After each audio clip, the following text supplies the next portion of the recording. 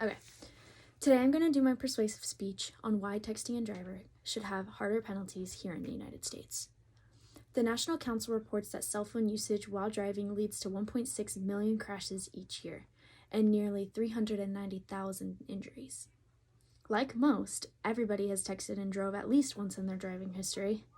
Therefore, we should all do our part to refrain from texting and driving to lessen the amount of crashes and injuries that occur each year from texting and driving.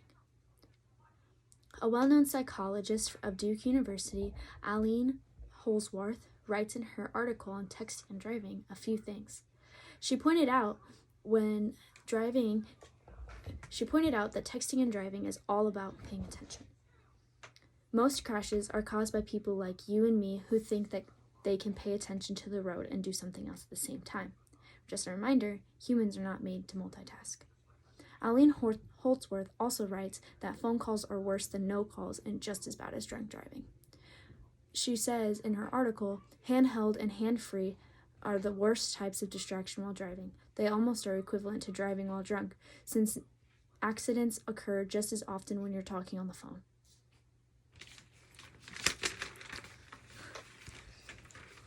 Since texting and driving became a huge problem, a lot more people have ran experiments to gather data on texting and driving and its outcomes.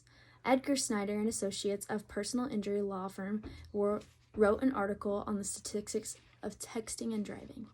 1 out of 4 car accidents in the United States is caused by texting and driving, they wrote. Another thing they wrote is that texting and driving is 6 times more likely to cause an accident than drunk driving is. 21% of teen drivers involved in fatal accidents were distracted by their phones.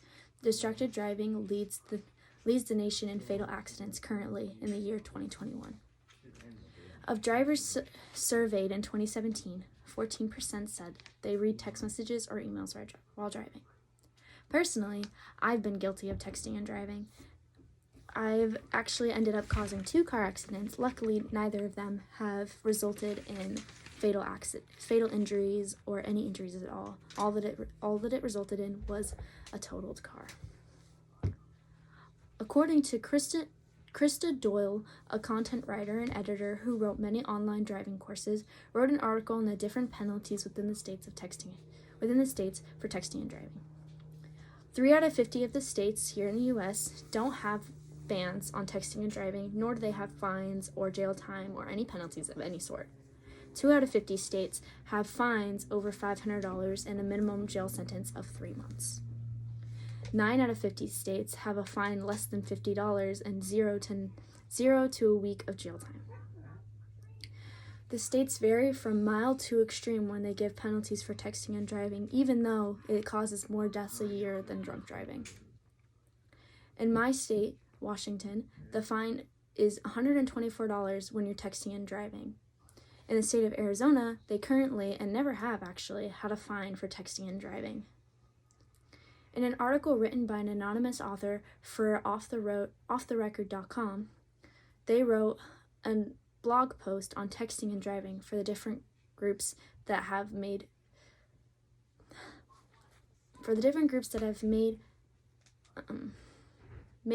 features to slow down the rise of numbers for texting and driving. Some apps on cell phones control what apps you can and can't use. Some parents use the apps sneakily and some use them to the knowledge of their teens. Some apps that are used by parents to help create a safer driving experience and reduce the number of texting and driving. One of them is cell control, which prevents phone features like emails and camera usage while the car is moving. 2 other websites/apps that have been created within the last couple years to create a safer driving experience is Drive Safe and Drive Mode by AT&T. They are very similar to cell control. Another app that has come into our knowledge is On My Way. This app uses positive reinforcement, also known as bribery, to create a safer driving experience for teens. They actually pay you for every mile that you drive while your phone is locked, which won't make your teens richer, but it will definitely give them a little extra gas money. in another article that I did some research on, by the Children's Hospital in Philadelphia, they did a study on the behaviors of texting while driving and discovered that it is very common within teens. Some statistics that they wrote down were that teens who do not frequently use a phone while driving believe the benefits of putting their phones away while driving outweighs the drawbacks. Scientists at Children's Hospital of Philadelphia say parents need to provide teens with safe alternatives to cell phone use while driving, like complete self calls and texts before beginning a drive, or even starting the car. Get directions, and then try to visualize the destination before you even get the turning notification. Another thing parents should do is before turning the key and check in with your friends and parents before you start a drive and after you have completed the drive. Now that we all know that texting and driving is bad and what the results are and how it's affected within these states, texting while driving is unfortunately becoming a fatal norm among teens and adults. This being said, as teens and parents and friends, we should all take the time to put our phones down and pay attention to the road so we can still see our friends and family when the drive is over. We should all remember this when driving. In a split second, you could ruin your future, cause injuries, or even kill others, tear a hole in the hearts of everyone